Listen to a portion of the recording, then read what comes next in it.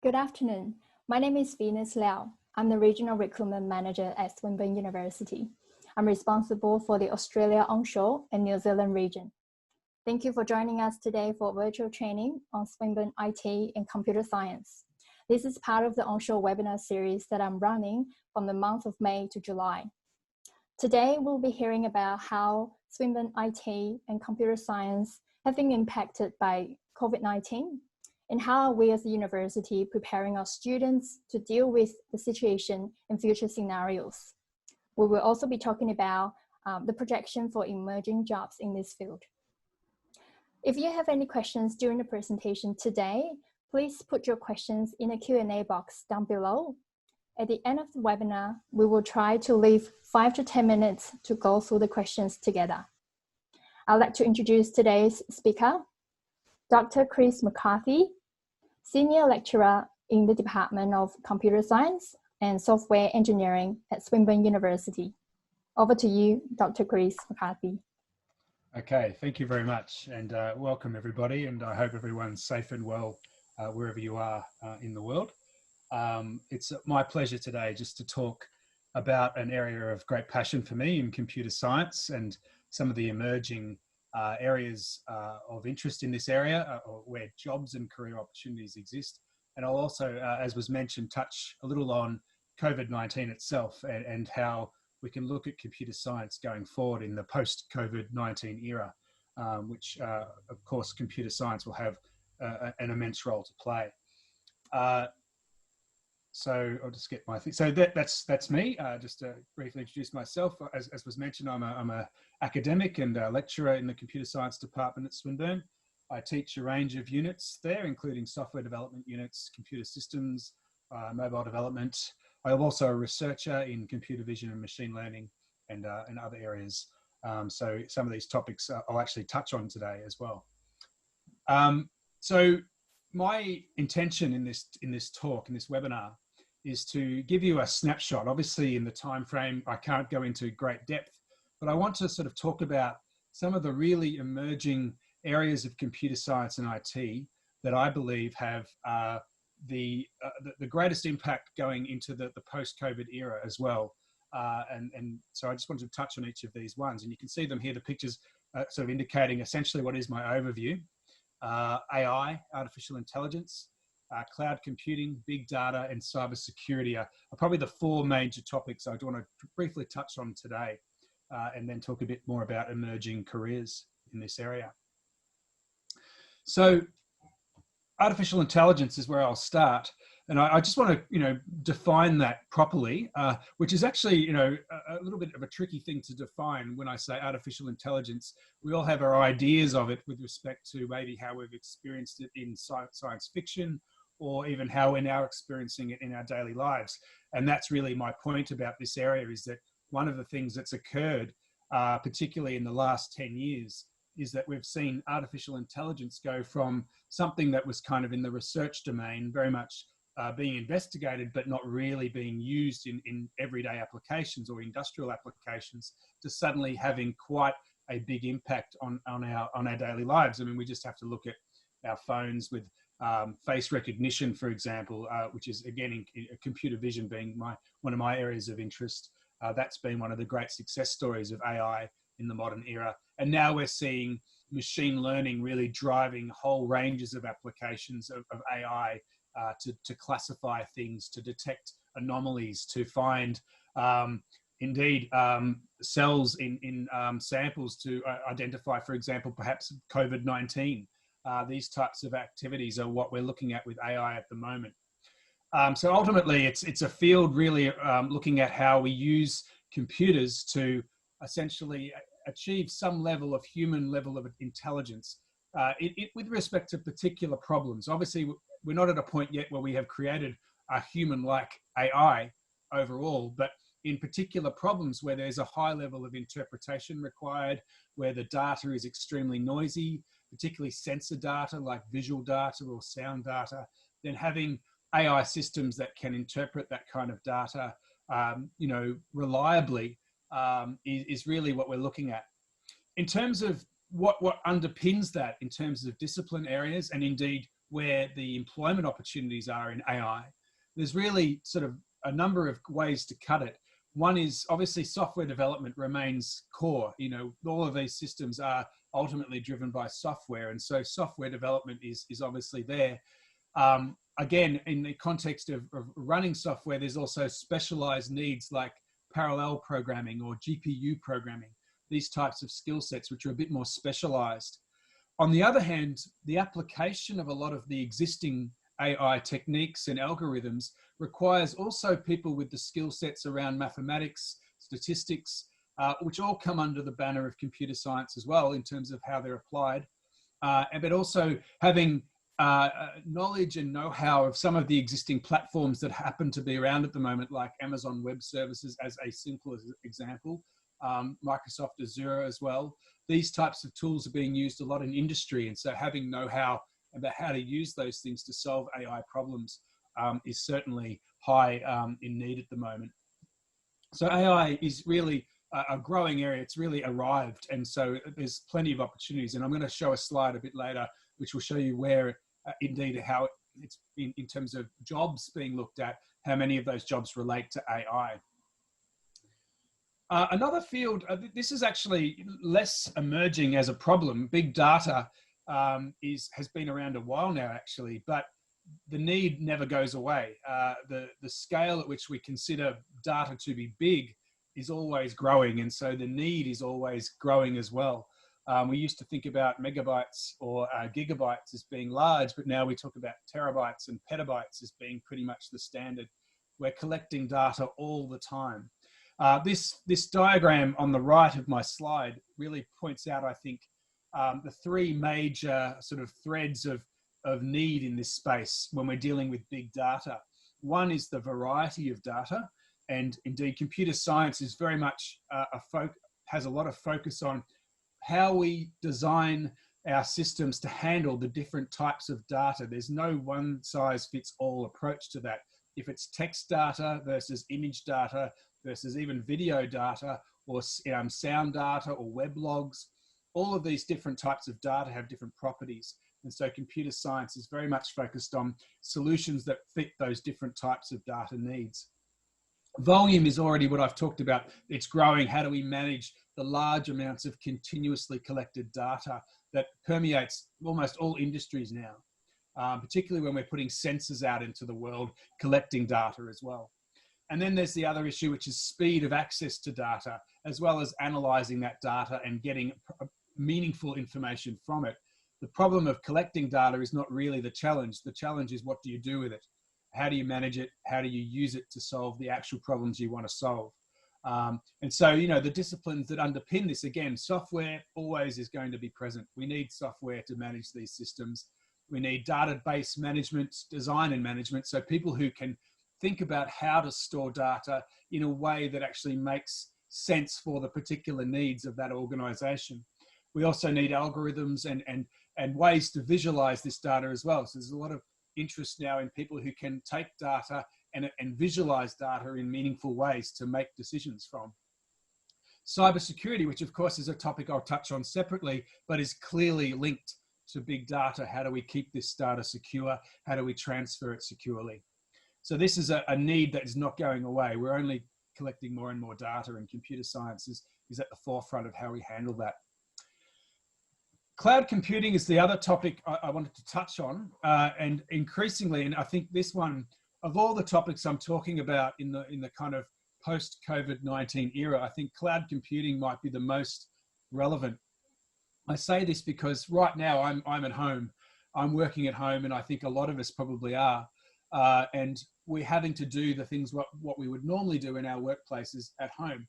Thankfully, and I do think it is a thankful thing that, while of course this situation we're in is not a great situation, if it had happened even 10 years ago, we wouldn't be in the same position we are now to do what we're doing, because of the fact that we have so much of what we do on the cloud.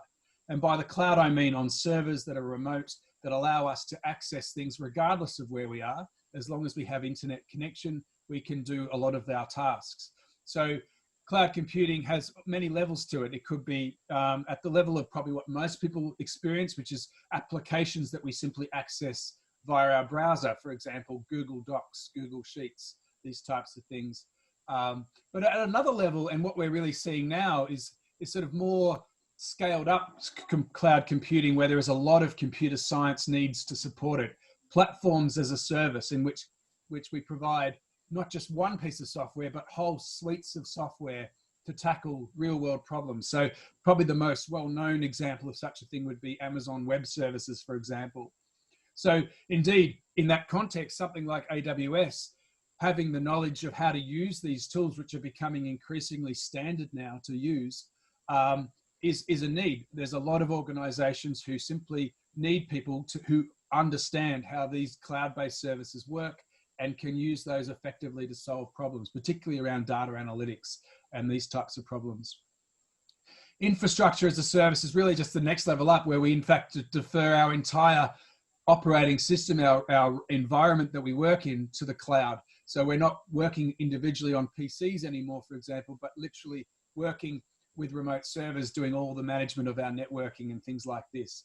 This is all happening, and at the moment, because of our current situation, I think there's going to be incredible drive towards this going forward, as we realize more and more we need to support remote work and virtualized offices, for example.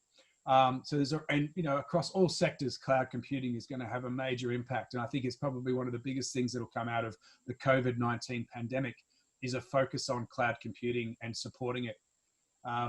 So there's lots of areas here, I think, where there's opportunities for careers in supporting cloud computing and also using cloud computing services. The last of the emerging big topics I wanted to touch on is cybersecurity, which is another topic which has been around for a long time, but increasingly has become more and more pertinent, really because of some of the things I've already talked about. Think about cloud computing, think about big data, the fact that these two things are emerging, both the storage of data remotely and services online, the way we transfer sensitive information and store sensitive information has really ramped up the need for cybersecurity as a focus. And indeed, governments around the world, industries around the world have identified the fact that cybersecurity might be the biggest priority in their IT sort of needs of all the needs they have, because they've got to keep things secure. And it's constantly an arms race against the people that want to, of course, find ways to break in and get data or intercept data being transferred. So this is a growing need that frankly is booming in terms of the career opportunities for people doing this, whether it's on the side of the more technical, developing software that is secure, or finding ways to secure networks, these types of things, but also in the management of it. How do you determine what should be, at what level of protection certain information assets should be? These types of decisions require a lot of know-how and a very thorough understanding of how to secure systems. And also from the organizational point of view, how do you make sure people, your employees, actually adhere to protocols that manage security as well? So this is a large problem with lots of facets to it. And again, at the core of it is computer science and IT. The systems we put in place and the software that we develop, all of this is a growing need. And if you look online for jobs in this area, you'll see plenty of them. It's not going away. And again, COVID-19 has only exacerbated the need for security. Even in the current climate, we're talking about the security of these very video conferencing tools we're using. These are sorts of topics that people are talking about. So clearly this is front and center of needs going forward. Computer science, what I really find rewarding about being in computer science is how it touches all elements of our society. This diagram here, or this figure here, really just shows, the sorts of areas where computer science is now almost, really at the center of how they work, whether it's finance, which we now, fintech, or health, e-health, digital health. These are areas where things are growing immensely right now. In government, we're seeing more and more how computer science is being used to basically run government, to provide services to the community through increasingly data-driven techniques as well for finding out how to best provide services to community using computer science. Agriculture, mining, certainly here in Australia, these are big areas where we're seeing computer science being embedded as well. And I also mentioned Internet of Things, the idea that we're putting lots of ways of collecting data out into the world now. We collect data from all sorts of places. We know where pedestrians are in the city. We know where water is flowing on a farm. We use sensors constantly to collect data. And so how do we make sense of that data? How do we make decisions from that data? This is where we're finding plenty of opportunities for people with computer science and IT skills to make a difference and have an impact. Focusing, as I mentioned, I would on COVID-19. There's obviously a lot of current roles for computer science in the actual pandemic itself in terms of fighting it. And one of the obvious areas that I'm sure you've probably thought about is, looking at artificial intelligence and data analytics. Clearly, this particular aspect of computer science has a role to play right now and is indeed informing how we put into place things like social distancing rules, how we best target interventions to make sure that the pandemic is handled. So this is an obvious area where computer science has a role right now. But I really wanted to focus in this talk a little bit more on, let's think about the post-COVID-19 world, as I've been sort of mentioning so far, where we're really there, we don't know exactly what that will be, I think. That's one of the things that's sort of right now front and center. But what we can see is that suddenly en masse, the world is understanding that maybe we need to find good ways to communicate and work together remotely. And so I think there's absolutely, there will be an absolute focus on how we best facilitate that, perhaps more than we were already trying to do. Now we know how much of a priority this is. So things like video conferencing, how we work collaboratively online. I think this is immensely growing area for computer science, where we're looking at software systems that support that, and all those topics of big data and cloud computing as part of that, whole platforms to support it. I think that's going to be a big priority. Clearly, digital health already was an emerging topic, but has become front and center with the current climate of COVID-19. Telemedicine, virtualizing hospitals, for example, so that we can have people, they might be in bed somewhere, but perhaps the care is being delivered remotely so that we can protect our frontline workers from potentially getting ill themselves. This is clearly a priority right now, and I think going forward will continue to be a priority. So supporting this is going to need a lot of IT support, and that's where I think there's a lot of opportunity. Cybersecurity, I think I've already mentioned plenty of. It will continue to be a major theme in IT and computer science for many years. And I mentioned last on this slide, software development. It's the core foundational skill of computer science, and it'll never go away.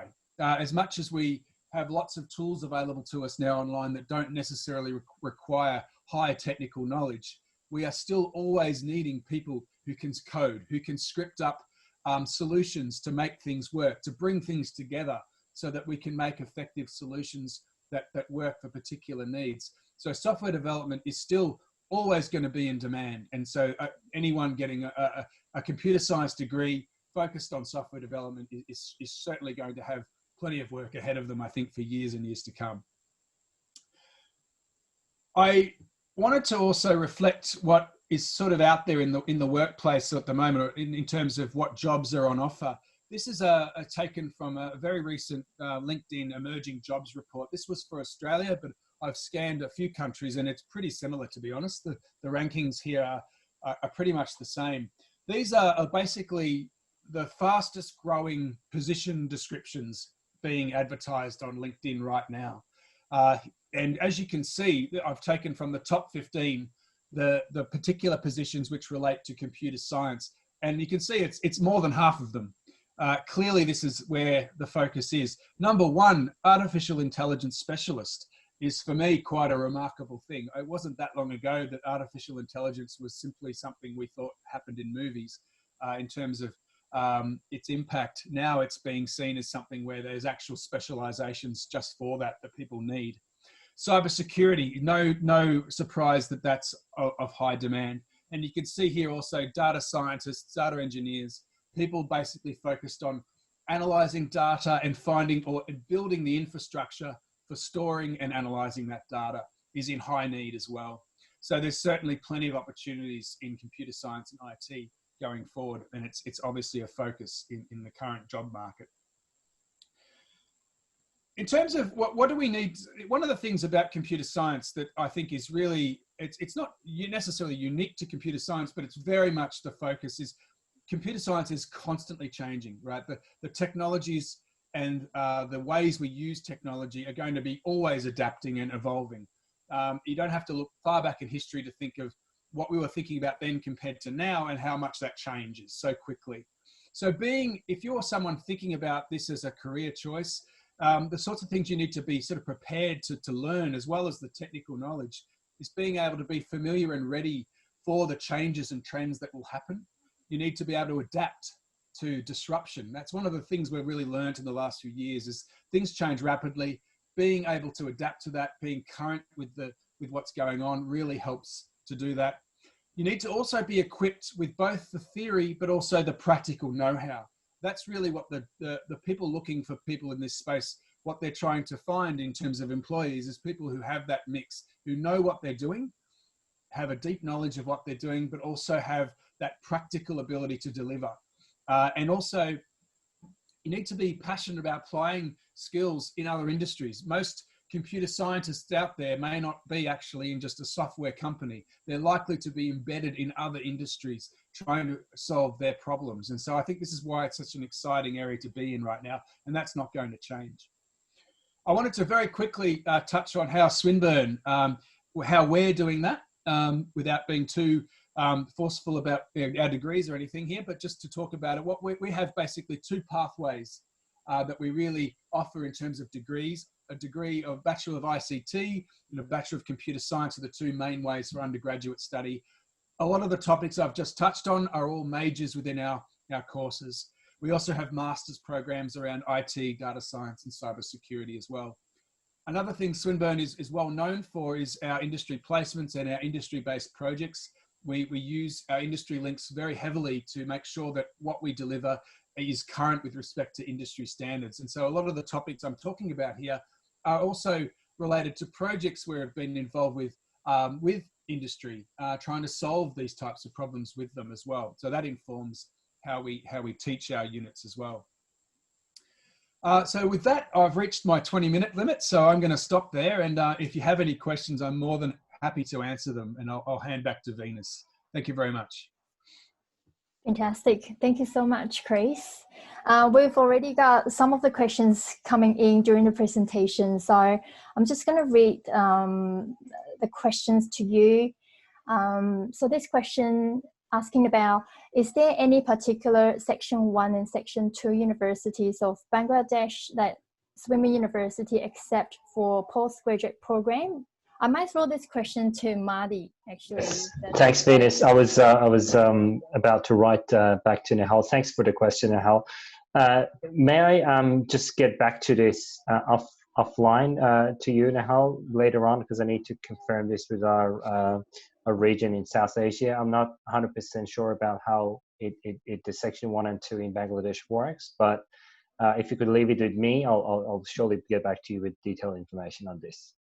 Thank you. You might want to continue to the second question, asking about any scholarship for this program in PSW. Well, I would like to mention that we do have a set of different scholarships. I'm not 100% sure what program Mitali is referring to.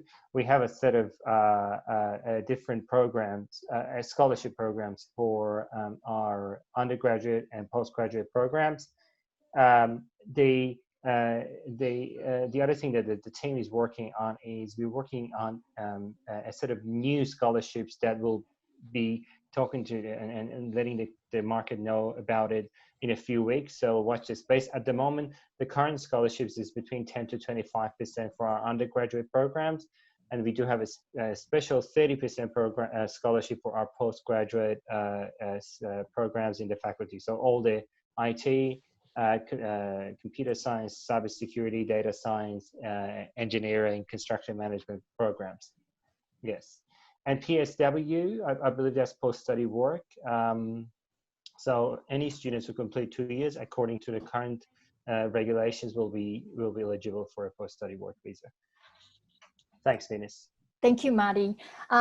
Chris, I might throw this question to you. Can you tell us the difference between ICT and computer science? Yeah, that's a great question. Yeah, there's always a large overlap, and to some degree, ICT is probably a more broader term.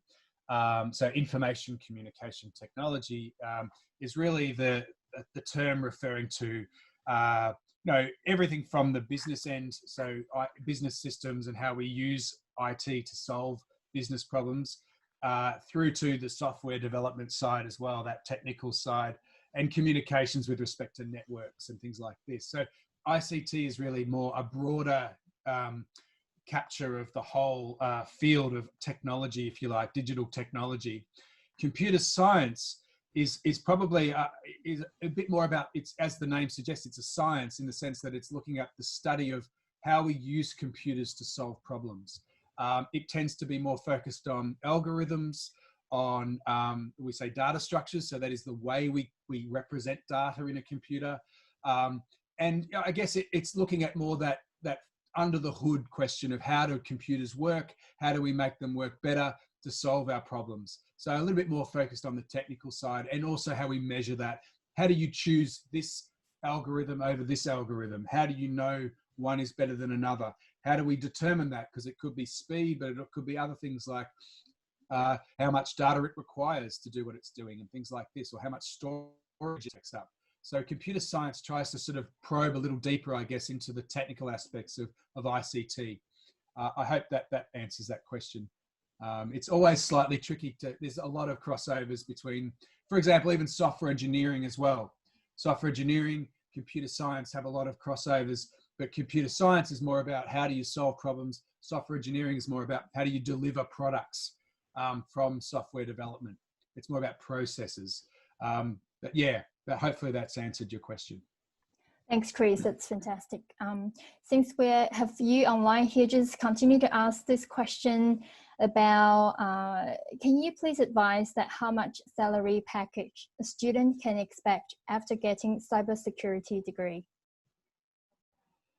Is this one for me? Yes, for you, Chris, if that's okay. That's really hard for me to answer, I think.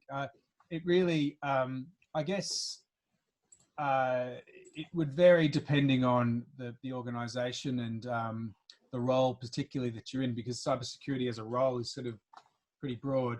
I mean, I might have to take this offline to find out some real numbers from... may I jump in, Chris? I just want to let you know, well, salaries in Australia depends on a lot of different things. So as Chris mentioned, it depends on the type of role in terms of how much experience you bring to the role. But overall speaking, as a graduate entry to in the field of IT, you're expecting around $58,000 to $65,000 a year. But what I can share you with is actually what we are very proud of is our graduates from Swinburne get paid relatively higher than the average graduate salary of that is available to the students. But if you want to go into deeper, so there are certain websites that you can use to sort of compare the salaries and find out what range of salaries are sitting for different roles. So I suggest you to look at seek.com as well. It is around $58,000 to $65,000. Thanks, Marty and Chris. Just some of the questions around entry requirement and also the intake for semester 2. What would be the latest intake for bachelor and master programs in IT and computer science at SHAME? Will July intake still take place? Marty, over to you. Yeah, thanks, Venus. There's a lot of questions around that, and thanks for addressing it. I think that will be our last question to answer on this webinar. July intake will not happen as the way it is currently, considering the current situation in Australia and in the whole world. we are working very hard within the university to come up with a model that suits our students best and can assure the quality of our teaching and learning experience. So given the time is things are happening very fast in the world, and we're watching it very closely. In the next few days, we are going to have announcements on how and what would be the next intake. But in terms of on-campus classes, I'm not 100% sure, and we don't have any information on that when that's going to go back to normal and when the borders are going to open for students to come back. But any information, any progress in that area, we'll surely let our agent channels and our students know about this. Thank you, Marty. We have a question about entry requirements for undergrad and postgrad for Indian students.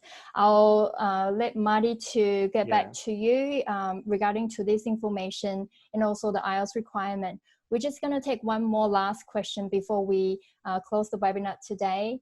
Marty, could you quickly touch base on the current scholarships available for Master of Cybersecurity, please?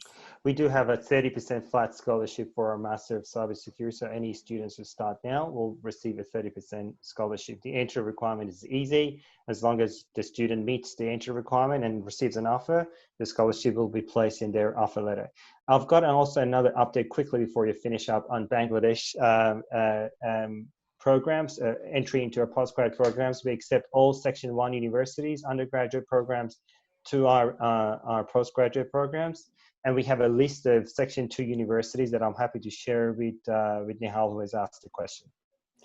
Thank you, Marty. I want to thank everyone for joining us at the webinar today, and to Chris and Marty for participating as a panelist today. And that will bring us to the end of the webinar. We slightly go over time, apologies for that. I'd just like to promote for the next one. Coming up webinar will be on next Wednesday, 13th of May, on Swinburne Aviation and Piloting. The invitation will be sent out to all the agents today before COB. And we encourage you to register in advance for all the upcoming webinars on Swinburne website, information for agents and partner page. Lastly, I just want to wish everyone a happy, lovely weekend and a happy Mother's Day. Thank you, everyone. Thanks, Chris and Marty. Thank you.